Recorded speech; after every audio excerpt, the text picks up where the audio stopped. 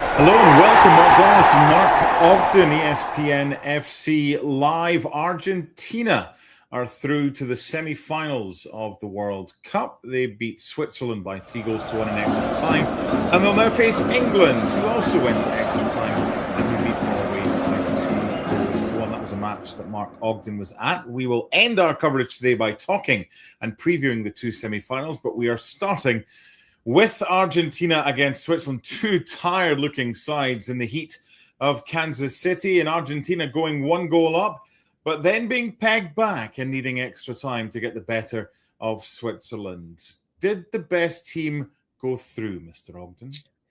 I think overall, yes, but Switzerland were getting some momentum at the time that Mbola was sent off, and I thought that they were showing that they were stronger, they were better organised, but, Argentina have had a few decisions go their way in this World Cup. I think they had another one tonight when obviously Mbola was sent off for a second yellow card after a VAR review. Paredes was going to be booked for a foul, but it was overturned, and Mbola was sent off for his second yellow card. So it was a tough one, but it was probably the right decision. But from that point on, Switzerland dug in, tried to defend deep, and they were quite close to taking it to penalties. But Julian Alvarez scored an absolute worldie to put Argentina back ahead, and I think overall they deserved it. I think they're the team that should be in the semi-final. Are we noticing the play in games, whether it was earlier today with England against Norway in the heat of Miami or today in this one? Are we noticing that it's slowing down a bit because players seem to be getting a lot more tired quicker? That was definitely the case in Miami. It was noticeable during the first half, but it was really oppressive in Miami. It was, I think, at kickoff time that the feels like temperature was 113 degrees Fahrenheit. Now, I'm not sure what it was in Kansas City, and it was obviously later in the day, but yeah, the heat and the fact that there's a lot of games you play quite close together now as well. So I think players are feeling it. And Argentina have got quite an old squad. I saw Nicolas Otamendi came on late in the game. He's 38 and Messi's 39. So when you've got players of that age, this sort of physical demanding tournament will affect them. But, I was watching France. I'd say yesterday, but I can't remember what day it is, Mark, to be honest. I think it's Saturday today. So I saw France against Morocco, and France looked fresh. They looked ready for it. If you look at their mileage, they barely clocked up any miles. I think they've done 1,500 miles in the tournament. I think England have done about 20,000 miles. So it all adds up. England are feeling the heat. Argentina are feeling the heat. But I think France, it's really kind of, pointing towards France winning it, I guess. But, they look fresher than anybody else. But England and Argentina, they'll meet in the semi-final. Both two very tired teams. But, as you know, the emotion in that game will take a different level, I think. Yeah, we'll look at the history of that game shortly. Let's take a more in-depth look at Argentina against Switzerland. And the opening goal scored after 10 minutes. It's Alexis McAllister that gets his head to a super delivery from Lionel Messi. I thought his movement was outstanding. He managed to get the better of Switzerland. He got away from Breel Embolo. He shouldn't really be getting a free header, but his movements helped, as did the delivery, did it not? Yeah, I mean, you're right. He's one of the smallest players on the pitch as well, McAllister, because Switzerland have got quite a very, a big commanding defence. And the fact that he was able to find the space, make the movement, you're right. Look, if Lionel Messi's putting the ball in the box, it's going to come in, it's going to be whipped in, it's going to be well placed, it's going to be a perfect delivery for a header, but you've got to get on the end of it. And McAllister did that. So that was good movement on his part, but ultimately, Switzerland shouldn't be letting him score a goal with a header in the 6-yard box. Over the piece and over the tournament, I think what Murat Yakin has done with Switzerland has been exceptional. Look, a lot of teams would have loved to have been in the group that they're in. You've still got to go and get out of that group. You've got to do well. You've got to then get through the knockout stages. They've reached the quarter-final. They're probably one of those teams that don't really have that superstar like a lot of the sides do, but they're very much the sum of their parts, and those parts work hard. Yeah, I mean, no team wants to play Switzerland. They're a team that they're well organised, they're physical, they're strong. They've got players who play in all the top leagues in Europe. They're a team that have got very good players.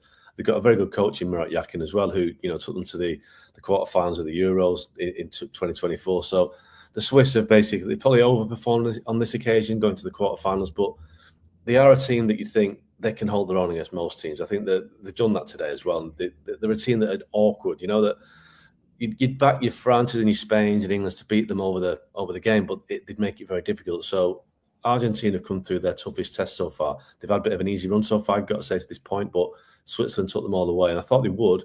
And obviously, it's a step up next time against England. It is. Breland Bolo was booked after 44 minutes. The reason it's like when you watch the highlights on TV, anytime you see a substitute being shown as part of the highlights, you know something's going to happen. The fact that we're mentioning Breland Bolo's yellow card in 44 is important because in the 72nd minute, and I know we've skipped the Switzerland goal, I'm going to go back to that, but I wanted to bring up Mbolo's yellow in reference to the sending off, because you touched upon it earlier and you said it's probably the right decision. And I agree with you because he's initiated the contact. But prior to this World Cup, this isn't something that FIFA could have got involved in. But the laws of the game were tweaked so that it could be seen by VAR. And they've called it mistaken identity. In this case, it was Paredes being booked when he shouldn't have been because it was Mbolo. What did you make of the whole way that this was dealt with by the officials? Yeah, I mean, ultimately, VAR, I think they started to have a bit of mission creep in this World Cup. They started to go beyond their remit a little, I think. The incident in the Argentina-Egypt game was one for me where that shouldn't have been disallowed, that goal. I think the over-analysing situation now, I think early in the tournament, they were letting a few go. Look, by the letter of the law, the right decision was made and on Bolo, but I think maybe the law is a little bit too tight. I think on this occasion, you just overturn the decision. You rescind Paredes' yellow card and you give Argentina a free kick. I don't think it merited a yellow card. I think it wasn't a clear dive in the sense that it was just trying to win a free kick. I think he was trying to evade the challenge, but it was a dive. But I think there are shades of grey, and I think you can never kind of get to the right point because it's all subjective. But I don't think it merits a yellow card, especially when it leads to a sending off. A World Cup quarter final, you want these games to be hard fought and balanced, and you don't want a situation like this. So I think maybe the law needs to be changed a little bit to just make it less of double jeopardy. Really, you lose the free kick, you get a yellow card, and you get sent off. It's a bit too much for me. We seem to be talking more about VAR in the knockout stages. It's like they've been kind of held to a different bar, a different height of bar, a different level of bar, because we've seen incidents that happened in the group stages that are now being dealt differently and being dealt with when they previously weren't. That can't happen. No, but I think that's a natural human reaction. That there's more at stake, isn't there? That in the group stages, some of these decisions were let go because the games weren't as close. And nowadays, at this stage, the quarterfinals, the semi-finals, the margins are so tight, and the implications are so big, and the controversies from that are so big that if you get a decision wrong in, a World Cup quarter final, the ramifications go on. If you get one wrong or you let one go in a group stage game where one team's winning 4-0, it doesn't really matter. So I think the focus is just greater now, and it'll get even greater on it. England, Argentina, France, Spain semi-finals. Every decision in those games will be overanalyzed. So that's just the nature of the beast, unfortunately. Well, we know that Michael Oliver won't be refereeing the World Cup final because if England get there, he's English, and if Argentina get there, still too soon since the Falkland conflict in the 1980s. Dan and Doy, a few eyebrows were raised, weren't they, when he joined Forest? What was it, 34 million pounds on a 5-year deal? Well, I don't know what he's just done to his transfer fee and how much he's added on to it for the next time he moves, if he does, from the City ground. It was a super finish, but it was Ricardo Rodriguez with the assist, and the 25-year-old winger. That's a brilliant bit of play to get back on level terms. Yeah, he's a good player, Dan, and he's got a lot of pace, a lot of movement. He's not the best of times at Forest, but maybe it's a case of needs to bed in and next season really go again. And, if he does go again, has a great season, I think the Nottingham Forest owner, Evangelos Marinakis, will make sure he gets value for money no matter where he goes. But good player. Can cause teams problems with his pace and his movement, and he's a good finisher as well, as he showed tonight. So it's 1-1, and then it goes to extra time. Look, there wasn't much going on as far as action is concerned, simply because hardly anybody had anything left in the tank. I'm looking at the subs that take place. There's a lot of fresh legs that come on. Argentina tried to freshen things up. Murat Yakin tried to freshen things up as well. Messi stayed on. And I suppose that's maybe a beneficial thing for England in the semi-final on Wednesday, that he's played as much as he's played in this tournament. It was 2-1, and it was a stunning goal, wasn't it? In the 112th minute from Julian Alvarez. I commentate on La Liga. I do a lot of Atletico Madrid. Whether or not I'll see him play for Atleti next season remains to be seen. I've seen him do this before. So, yes, it was a surprise, because it was such a good goal at such a good time. But what a goal to potentially, and as it did, put Argentina through to the next round. It was a brilliant goal, and you're kind of glad that he scored. Well, that somebody scored it, because I think in this tournament we've been waiting for the support cast to come and rescue Argentina. You know, when Lionel Messi can't do it, and you're looking at Julian Alvarez, you're looking at Lautaro Martinez, and you know they haven't quite stepped up. And their records, I checked their records out prior to this game, and they're really poor. I think Alvarez has scored 1 goal all year prior to tonight. Martinez has scored 2, so they don't really come to the party. But maybe they don't have to, because Messi does it all the time. But he's 39, so he can't do it all the time. So I think it was good to see. And from England's point of view as well, it was a case of just watch out. It's not just about Lionel Messi. You've got these players who are top class that can hurt you. So it was just a timely reminder to England that don't just spend all your time focusing on Lionel Messi. You've got people like Alvarez and Lautaro who can also cause plenty of damage if they want to. Questions from the viewers. One of them is to do with Julian Alvarez. Is he still underrated, despite the fact he was at Manchester City and then Atleti? Barca have been linked. Real Madrid had that bid. I think that was just for the presidential elections. Do you think he's still underrated, Julian Alvarez? Does he get the credit that he deserves? I won't say he's underrated. I say he's underappreciated, but that's probably because he plays for Atletico Madrid. Sure. I just think it goes with the territory. If you play for Atleti, you kind of lumped in as a part of the team, workman-like team that, and Simeone is the star. But and when he was at Man City, he had a great season, won the treble, but he was playing second fiddle to Erling Haaland, so you're never going to kind of outshine him. So I think if he gets a move to if he goes to Real, he's got Mbappe in his way, to be honest. But if he gets himself a move to a real kind of super club, and Atleti are a big club, but they're not in that elite, they've never won the Champions League. If he goes to a Champions League winning club at PSG, or Barcelona, Real Madrid, goes to Arsenal maybe, then I think Alvarez will be potentially the star of the team, and then you'll see him get a lot more appreciation and more plaudits for what he deserves. But he's got to score more goals, I think. He's a good player. He's a great goal scorer. He doesn't score enough for me. Who's winning this Golden Boot? I think Mbappe wins it. I just think I think Messi's getting to the point now where I think the stronger the opposition, the harder he finds it. I mean, we remember when he was at PSG in that final year or two and he was poor in the Champions League. He looked like an old man. He's gone into Miami. He's been revitalised. He's had a fantastic World Cup. But you have to put into context against the teams that he's played against. Jordan, Algeria, Austria, Egypt, Cape Verde. That we're not talking about the heavyweights. He's come up against a good, well-organised Swiss team tonight. He's not scored. He's not really had the impact. So Mbappe's not like that. Mbappe can score against anybody. So I think Mbappe probably wins it. But who knows? I mean, Jude Bellingham's in the shake-up now. Yeah, he is. That's 6 and 6 plus an assist for Jude Bellingham. So he's just a couple points. It's just brilliant to see the best in the world competing at the top of the Golden Boot standings. So, Mr. Ogden, I'll not tell anybody that you have a Maradona 86 away kit hidden away. He's hung up he's actually hung up in my room. I can't wear it now. You can't wear it now. No. But we now have to look back at what we've seen so far from Argentina, England. 1962 group stage, England won 3-1. 1966 World Cup quarterfinals with that asterisk beside it. England won, Argentina 0.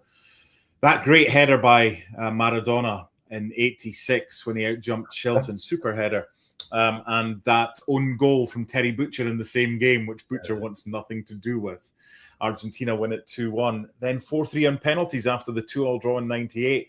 But England got the last laugh in 2002. It's amazing. We haven't seen this fixture at a World Cup for 24 years. How confident should England be, and how confident should Argentina be? Well, they're both two elite nations, so they'll both be confident. They both think they can win this game.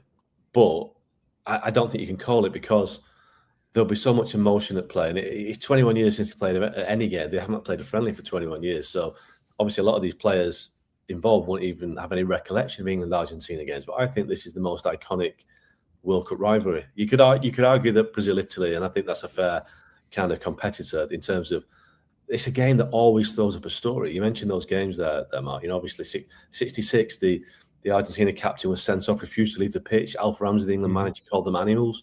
86, obviously, hand of God, which you didn't mention. Not the head, the hand of God, not the head. Yeah. 98, Beckham Simeone. 2002, Beckham gets revenge with penalty every time they meet. But obviously, there's all sorts of issues off the pitch as well, which you know about, national rivalries. So this game has got everything. And I think, Lionel Messi's never played against England. England never played against Lionel Messi. So You know, Amazing to think of that, isn't it? it's amazing, and this could be his last game in international football if England win. I don't think he's going to hang around for third and fourth place playoff in Miami, but who knows? So, yeah, I mean, it's a game that the world will be looking forward to, and I think England can win this game. But what a game! Before we move on, if you were to price it, I've just got the odds. They've just been put up. If you were pricing up this game, who would you make as favourites? I'd make England favourites because I think as a collective they're a better team than Argentina. But Argentina are a brilliant band of brothers, aren't they? With a genius in the team. Maybe I'm calling that wrong, but I think Argentina's qualities have been overplayed in this tournament because of who they played. I think England have got to this point by, Kane and Bellingham and even Jordan Pickford. So it's too close to call. I think England are a better team, but they haven't got Lionel Messi. So it's going to be a sensational occasion in Atlanta. It's like you already knew, because England are the slightest of slight favourites at 17-10. Argentina are nearly 2-1 with the draw at 9-4. So the bookies are finding it hard to separate the two sides. Back to the game tonight, Argentina against Switzerland. We saw some really good defensive plays from a lot of the players. Now, the best defensive player presented by Cologuard Plus. Who are you picking? Well, I'm picking Gregor Kobel, the Swiss goalkeeper. Now, you could say he's not a defender, but he's defending his goal. And I think, for him, this game wouldn't have gone to extra time. He made an amazing save from Messi in the second half and another one late in the game. So he's a good keeper, Kobel. He had a great performance in the shootout against Colombia. So I'm going for him. We wouldn't have had an extra 30 minutes in Alvarez's goal, but for Kobel taking it to extra time. Overall, before we preview the semi-finals, what have you made of Argentina? Because you mentioned some of their earlier games were against teams that you'd expect them to beat on most occasions. Have you been impressed by them? And as an Englishman, are you worried by what you've seen so far at all? I've been impressed with Messi. I've been impressed with the fans, but I've not been impressed with Argentina. They've scraped through every single knockout round. Cape Verde, that was an amazing game that they scraped through. Egypt, they were very, very lucky to win that game. Egypt were very hard done by. And tonight against the Swiss, I think they've beat 10 men and Switzerland were kind of dominating the game with 11 men. So I've not been impressed with Argentina. But as an Englishman, I'm never, ever going to write Argentina off because I know that it's a derby game, isn't it? It's a game. If they are in any way inferior to England quality-wise, the passion they will show for this game. I don't know, maybe I'm wrong, but I think this game means fractionally more to the Argentinians than the English. I think the Argentinians really feel it for so many different reasons. And I think the England players need to be aware of that and make sure that they have that same sense of history as well. Because, like I said, a lot of these players are early 20s, mid-20s. They won't really have a sense of what this game means, but they probably need to be sat down and with some of the guys from '86, Peter Reid, Terry Butcher, Peter Shilton, who's definitely got an axe to grind of what happened that day. Just to tell them what it's like to play against Argentina, because it's a big game. Bellingham and Kane against the Argentina defence, or Messi and either Lautaro or Julian Alvarez against the English defence. Who are you picking to potentially come out on top? Listen, I think both defences have got issues. I mean, we saw Romero go off for Argentina tonight. If he's injured, then Otamendi came on at 38. I think that's a problem. I thought Harry Kane tonight, as many goals he scored in this World Cup, was quite poor against Norway. So he needs a better game. I just think Messi's the difference, isn't it? But I think England is shaded in terms of attacking prowess out wide as well. But you can't ignore Alvarez and Lautaro. I think Lautaro flatters deceive sometimes on the international scene, but he's still a quality player. If I'm driving the Argentina car and you're driving the England car, how much gas, how much petrol is left in my tank after what's happened, and how much gas, how much petrol is left in your tank after what we've seen right now? I think, obviously, Argentina have been taken to extra time by Cape Verde. They had a very tough game against Egypt. They've had a tough game tonight.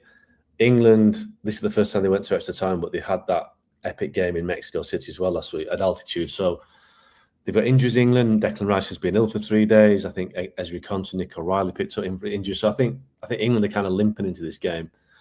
Argentina, again, a bit more elderly players, it's the wrong phrase, isn't it? Aging players. So Yeah, it's a tough one to call because I think they're both on, out on the feet really. So it's a case of which team can summon up the greatest desire to get over the line. But I think they've both got that in plenty of quantities. Now, I know it's chaotic after any game, especially at a World Cup, when you've got a lot going on, you've got deadlines to file to get it back to ESPN, you've got buses to try and get before they leave to take you back to the hotel. What is your awareness of the comments that were made by Thomas Tuchel afterwards and the reaction to them by Jude Bellingham? So Thomas Tuchel said after the game that he was disappointed with England's performance, thought it was sloppy. They let themselves down in many ways, and they gave Norway too many chances. He actually said that England were lucky, and I kind of agree with Tuchel in that sense. I think it was the right thing to say, to kind of make sure his players don't fall back and think that they've kind of earned the right. They've earned the right by winning, but they weren't great. But this was put to Jude Bellingham after the game, and Bellingham's reaction was, yeah, whatever. He doesn't know what it's like playing against these sort of players. And I thought that was a bit poor from Jude Bellingham. I think Thomas Tuchel's the boss. I thought Thomas Tuchel had every right to pull his players up. It's the sort of thing that Jurgen Klopp would do, that Pep Guardiola would do. Not frightened of the egos and the individuals in the squad. Maybe Gareth Southgate was a little bit, I won't say frightened, but just a little bit wary of the star players. Tuchel isn't. Bellingham is a star player. We know that the two have had a couple of issues in the past in terms of Tuchel dropping him. So if this is a power play by Bellingham, I think he's picking the wrong guy to take on.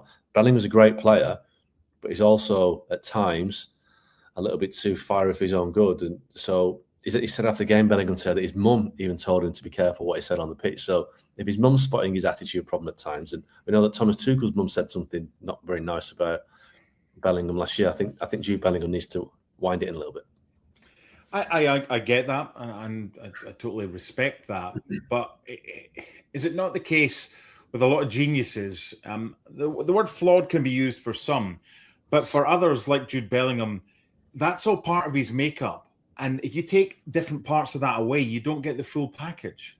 Yeah, but he's 23 now. He's played for Real Madrid. He's been around the block for 4 or 5 years. Sometimes you got to know the right thing to say, the right thing, or the thing not to say. He's created a story about himself. He didn't need to do it. England have beaten Norway. He scored 2 goals. Had a great game. Everyone's bouncing into the semi-final, and now he's provoked questions about his relationship with Tuchel because that relationship has been an issue in the past. So I think Bellingham probably should have shown a bit more experience and thought about it a little bit more and not tried to be so combative or confrontational, shall we say. Do you notice, and you've been in this game a long time, do you notice a change as far as the way that the England journalists cover the team now compared to the way that they maybe used to do it, where it was either the highest of the high or turnips with managers on front page of tabloids? No, it's the same as it ever was, Mark. I mean, England have got to the semi-finals now, so they'll go back as heroes. Is probably too strong, but I think quarter-final for a World Cup is par for England. Had they got knocked out today, I think it would have been, a 50-50 tournament, Erling Haaland, etc. Semi-finals, you're fine.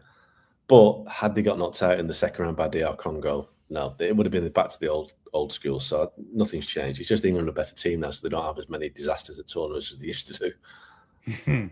But are they a better team than Argentina? Can't let you go without getting a prediction from this one. Do you let your heart rule your head, or do you let your head get the better of your heart? I let my head rule my head all the time, Mark, in this business, as you know. So I'm going to go for an England win 2-1. There you go. Okay. I'll sit on the fence. I have zero interest in this whatsoever. I just may the best team win on Wednesday, and I hope you get everything. Argentina beat Switzerland by 3-1 after extra time in Kansas City. Hot on the heels of England in a sweltering Miami, going to extra time and getting the better of Norway. The semi-finals are set on Tuesday. It's France against Spain, and then 24 hours later, it's Argentina against England again. Bye for now.